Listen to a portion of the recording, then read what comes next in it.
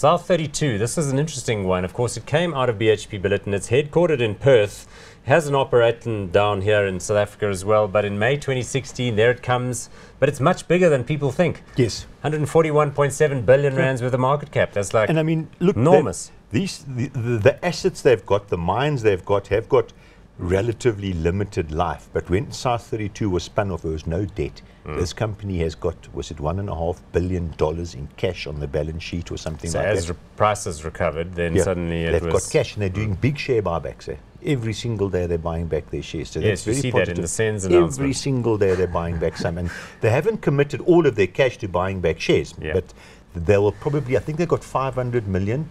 And they'll probably increase it because they've got too much money, quite frankly. And I see there the price-to-earnings ratio is 14 and the dividend yield is 2.3. It took a while for those to become apparent because they needed year-on-year comparisons. Effectively, they're 50% aluminium, including the raw material, and then manganese is the other big one. So that's bauxite mining as well as the smelting out in Mozambique. And which goes to aluminium. Yeah.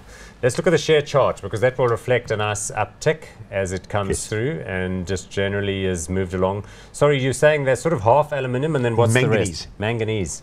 Yeah. Which is a steel input. Now the steel input prices have collapsed out of sight in the last month after going completely and utterly through the roof. I mean, chrome went from $100 to $400 in about 2 weeks, back to $100. Oh, and manganese has been quite similar, but global demand for steel or global steel production still actually looks okay.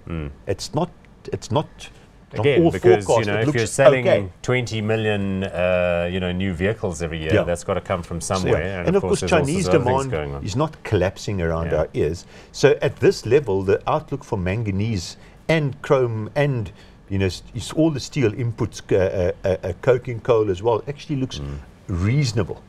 Okay, so people inherited these if they owned BHP Billiton. So it's still got a solid South African shareholder base, and obviously people have done well. So those that have stuck around have done okay. I think you stick with this one. It's got massive cash on the balance sheet.